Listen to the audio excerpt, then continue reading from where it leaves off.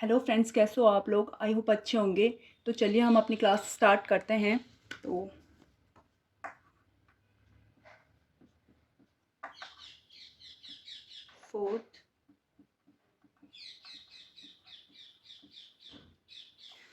Fourth एशियाई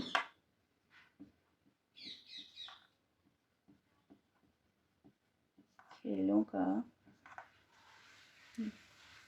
एशियाई खेलों में भारत ने कुल पदक जीते।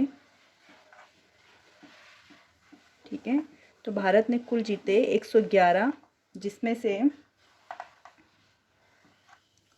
29 गोल्ड थे,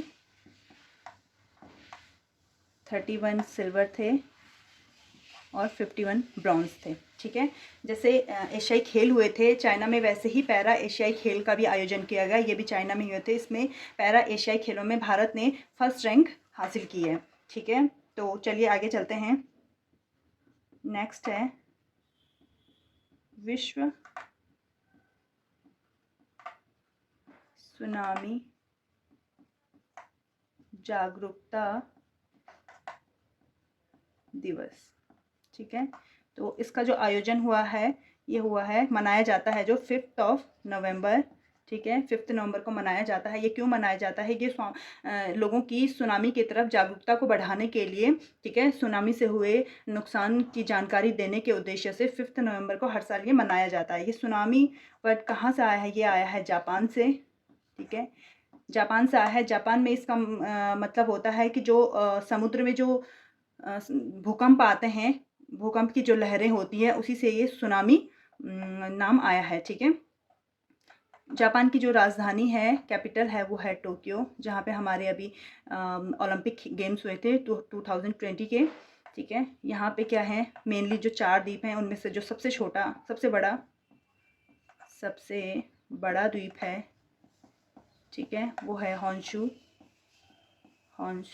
ठीक है, इसमें क्या होता है कि जो टोक्यो है ये भी हॉन्शू में ही स्थित है, और आपके नागासाकी है, हिरोशिमा है, ये सब हॉन्शू में ही है। ठीक है, यहाँ पे एक बहुत फेमस है नोबी का मरुस्थल, नोबी और कांतो, नोबी और कांतो का मरुस्थल। ठीक है, ये पूछे जाते हैं कहाँ पे हैं, इसलिए मैंने आपको बता दिया कि ये जापान में है। ठीक है, नेक्स्ट आता है विश्व पर्यावरण दिवस की मेजबानी। ठीक है, तो 2024 में जो इसकी मेजबानी कर रहा है वो है आपका सऊदी अरब। ठीक है, सऊदी अरब आपके एशियन गेम्स की भी मेजबानी करेगा, लेकिन कब करेगा? 2034 में। ठीक है, एशियन गेम की भी मेजबानी करेगा।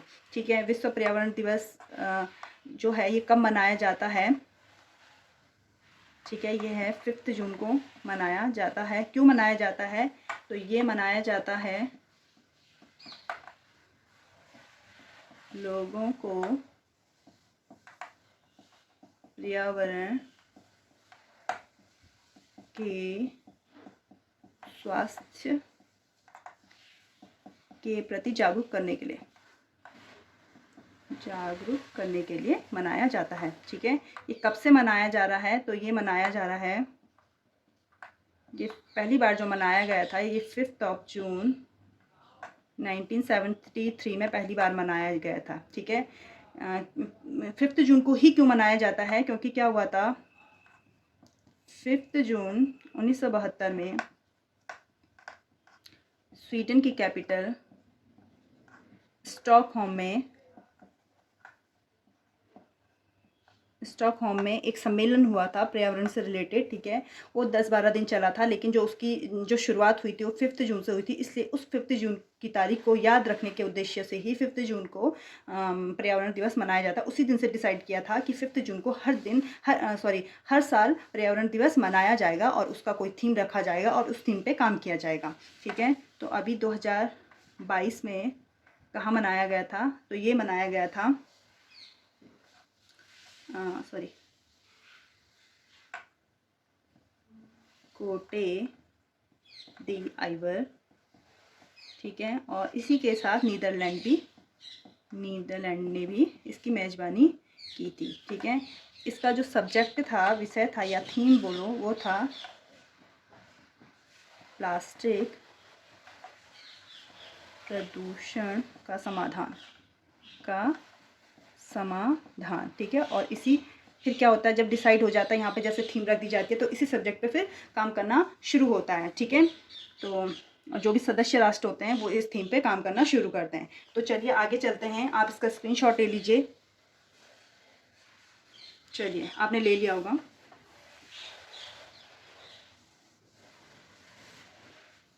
ठीक है, तो 24वीं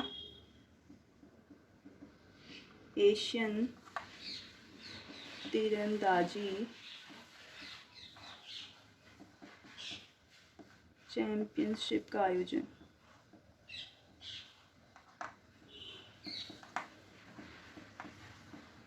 तो इसका आयोजन ये तीरंदाजी चैंपियनशिप है, इसका आयोजन कहाँ किया जा रहा है, तो ये 2025 में होगा। ये होगा आपके पड़ोसी देश बांग्लादेश में, ठीक है। बांग्लादेश की कैपिटल आपको पता है ढाका है। इसकी जो करेंसी है वो है टका, आपको पता है। यहाँ की जो पीएम है वो शेख हसीना है, ठीक है, ये आपको पता है, ठीक है। जो अब बांग्लादेश में हमारा अभी हिंद महासागर सम्मेलन, ठीक है, इसका आयोजन किया गया था। तो चलिए, और एक और है जो 37th नेशनल गेम है, नेशनल गेम्स का जो मस्कट था या उसका शुभंकर था, तो वो है मोगा। ये पूछा जाता है और पूछा भी गया, इसलिए मैं आपको बता रही हूँ ये। चलिए आगे चलते हैं। एक है पीएम गरीब कल्याण अन्न योजना, ठीक है। 2023 में इसको क्या कर दिया गया है, 5 वर्षों के लिए बढ़ा दिया गया है, ठीक है। वैसे पूछा जाता है या ना, वर्षों के लिए बढ़ा दिया गया है, या पूछा जाए या ना पूछा जाए, लेकिन इसका मेरा मेन मकसद इसको ला करके यहाँ पे थोड़ा इसके बारे में चर्चा करना था, इसलिए ये लिया गया है, ठीक है। 5 वर्षों के लिए इसको बढ़ा दिया गया है। जो शुरू हुई थी वो हुई थी 17 दिसंबर 2016 से शुरू हुई थी। और उस समय क्या होता था, जो आपका पीडीएस सिस्टम है, पब्लिक डिस्ट्रीब्यूट सिस्टम है या सार्वजनिक वितरण प्रणाली है, उसके अंतर्गत 5 किलो जो राशन था वो गरीबों को निःशुल्क दिया जाता था, ठीक है।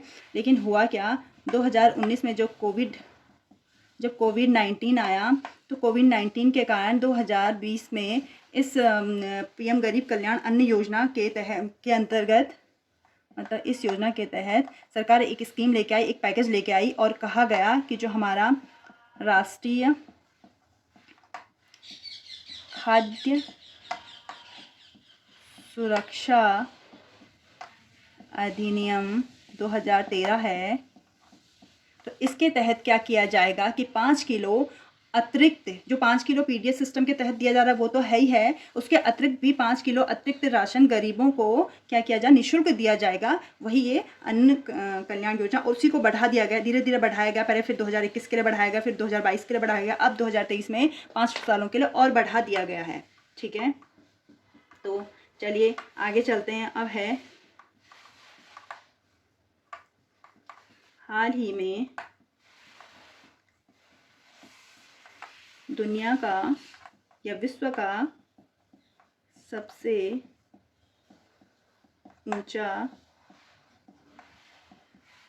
परमाणु रिएक्टर स्थापित किया गया है, ठीक है। ये कहाँ पे किया गया है, तो ये किया गया है बोलीविया। ये कहाँ है, ये है साउथ अमेरिका कॉन्टिनेंट में एक कंट्री है, सॉरी, ठीक है। तो ये सबसे ऊंचा परमाणु रिएक्टर है। तो एक क्वेश्चन और कर लेते हैं यहाँ पे, भारत का सबसे पहला परमाणु रिएक्टर, ठीक है। तो वो क्या है, अप्सरा है, ठीक है। तो अप्सरा कब लॉन्च किया गया था, कब, 1956 में। इसका डिज़ाइन तैयार हुआ था 1955 में। इसका क्या हुआ था, डिज़ाइन किया गया था। इसको डिज़ाइन किसने किया था, तो ये थे हमारे डॉक्टर होमी जहांगीर भाभा,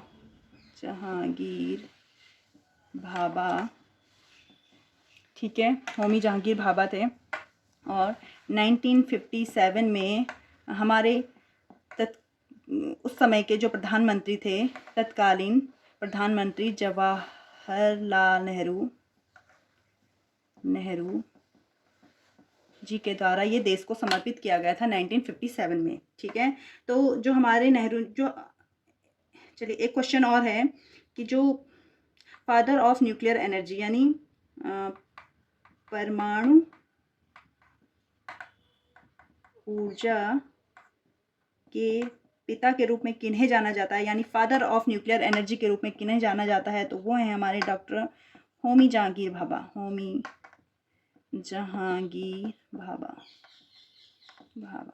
ठीक है। तो मैं आपको एक बात बता दूं कि जो हमारे पंडित नेहरू थे, पंडित जवाहरलाल नेहरू थे, ये बिल्कुल इस पक्ष में नहीं थे कि परमाणु ऊर्जा देश में लाई जाए, परमाणु रिएक्टर्स बनाए जाएं, ये इसके बिल्कुल पक्ष में नहीं थे। लेकिन जो हमारे डॉक्टर होमी जहांगीर भाभा हैं, उन्होंने प्रधानमंत्री पंडित जवाहरलाल नेहरू का ध्यान इस ओर आकर्षित किया कि देश के लिए परमाणु ऊर्जा भी बहुत ज़रूरी है और इससे भी नए नए आविष्कार किए जा सकते हैं और देश को आगे बढ़ाया जा सकता है, ठीक है। तो इस इनके कहने पर पंडित जवाहरलाल नेहरू इस ओर आकर्षित हुए थे। तो चलिए इसको नोट डाउन कीजिए, फिर हम आगे बढ़ते हैं। ये स्क्रीनशॉट ले लीजिए। तो चलिए, आपने इसका स्क्रीनशॉट ले लिया होगा, तो मैं इरेज कर रही हूँ इसे।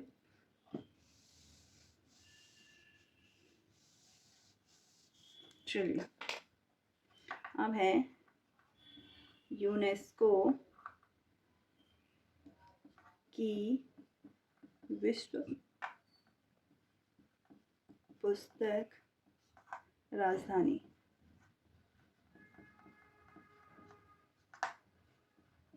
ठीक है। 2024 के लिए जो राजधानी चयन किया गया है वो है आपकी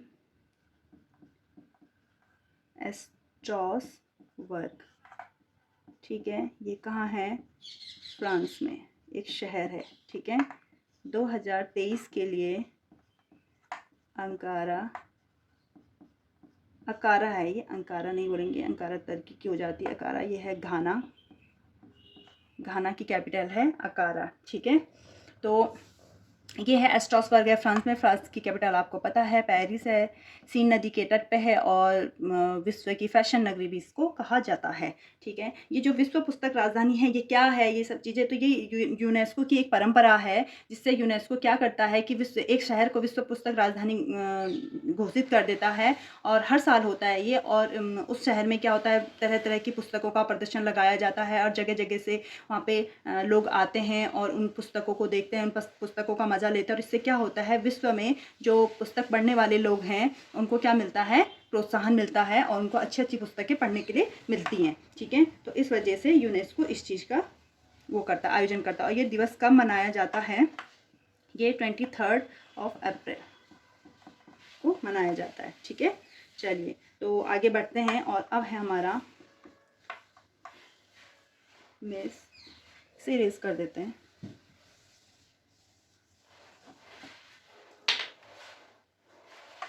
ये है मिस यूनिवर्स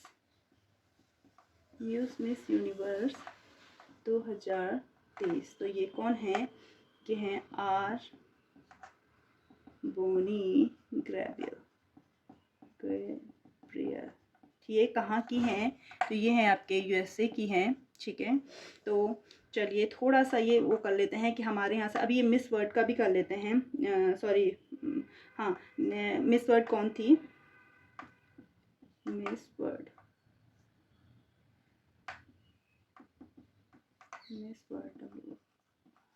ठीक है, मिस वर्ल्ड 2023, ठीक है। तो ये कौन थी, ये थी आपकी करोलिना बिलावस्का, ठीक है। ये पोलैंड की हैं, ठीक है। पोलैंड यूरोप में है, ठीक है। तो ये पोलैंड की है। तो अब ये बताइए, थोड़ा सा इसके बारे में भी जानकारी ले लेते हैं कि भारत में अभी तक कितनी मिस वर्ल्ड बनी है और कब बनी है, ठीक है, और कितनी मिस यूनिवर्स बनी है, ठीक है। तो ये भारत के संदर्भ में बात हो रही है, ठीक है, ये ध्यान रखिएगा। Miss world and miss universe, ठीक है। तो चलिए, जो पहली बनी थी 1966 में, तो वो थी रीता फारिया। उस समय मिस यूनिवर्स हमारे यहाँ से कोई नहीं थी।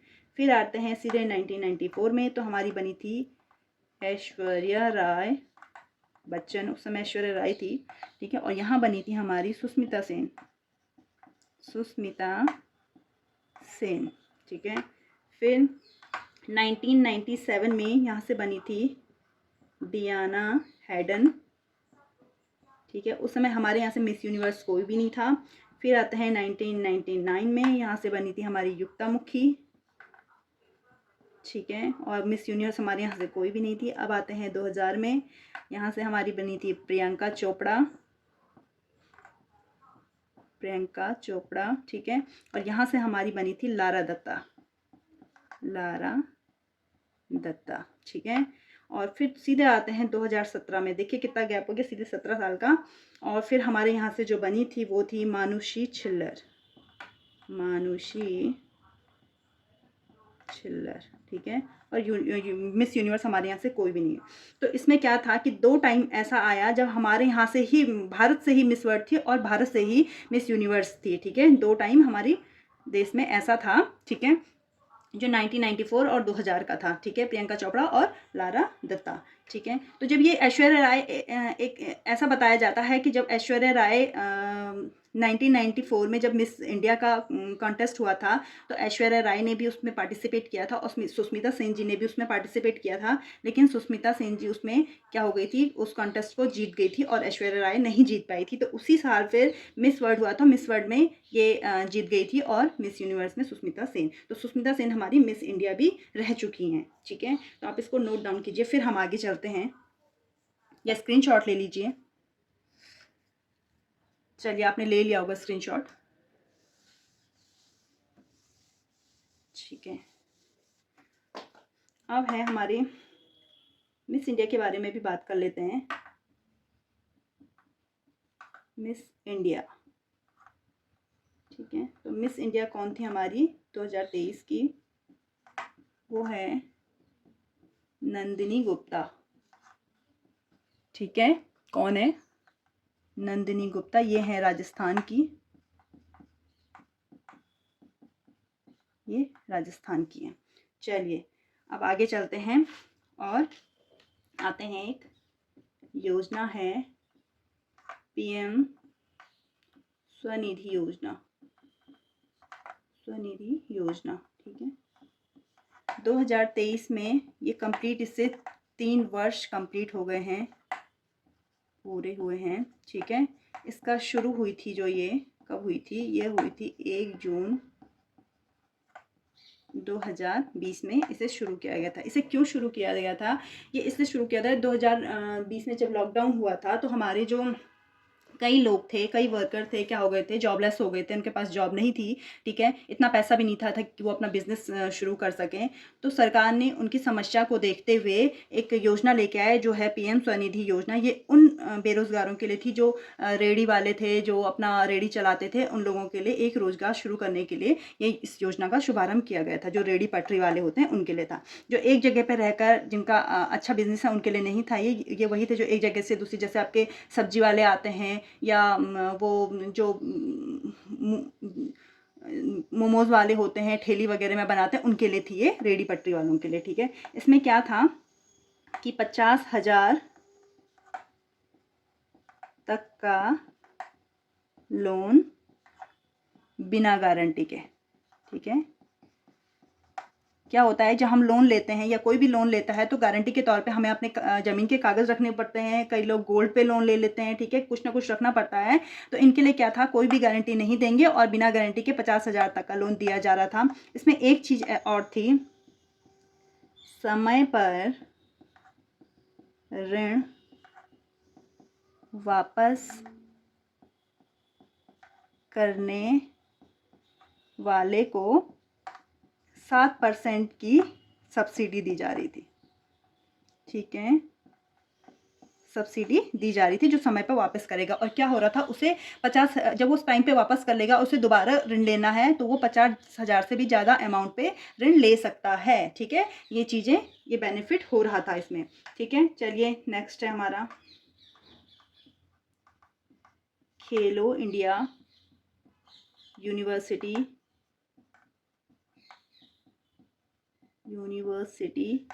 गेम्स 2022, ठीक है। इसका आयोजन हुआ था यूपी में, ठीक है, 4 शहरों में हुआ था यूपी के, ठीक है। पहला आपका लखनऊ, यह है आपके यूपी की कैपिटल। दूसरा है गोरखपुर, यह है आपके योगी जी का चुनाव क्षेत्र। तीसरा है नोएडा, ठीक है, और 5वां है वाराणसी, ठीक है। यहाँ पे इसका आयोजन किया गया था। इसका जो मस्कट था या शुभंकर था, शुभंकर, ठीक है, वो था जीतू, ठीक है। और जो इसकी मशाल थी, मशाल का नाम था शक्ति, जो टॉर्च होती है जलाई जाती है उसका नाम शक्ति था। यहाँ पे जो फर्स्ट रैंक मिली थी वो था आपका पंजाब यूनिवर्सिटी,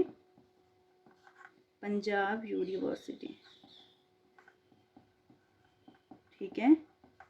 और जो सेकंड था वो था गुरु नानक यूनिवर्सिटी, और जो थर्ड था वो था जैन यूनिवर्सिटी या जैन विश्वविद्यालय, ठीक है।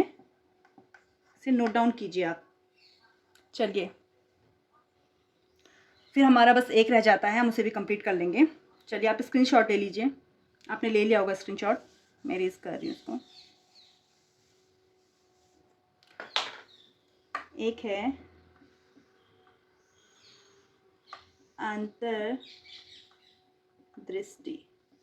अंतर्दृष्टि पोर्टल लॉन्च। ये किसने किया है, तो ये बैंक की तरफ से आरबीआई के गवर्नर द्वारा किया गया है, ठीक है। तो आरबीआई के गवर्नर अभी वर्तमान में कौन है, तो वो हैं शशिकांत दास जी, ठीक है।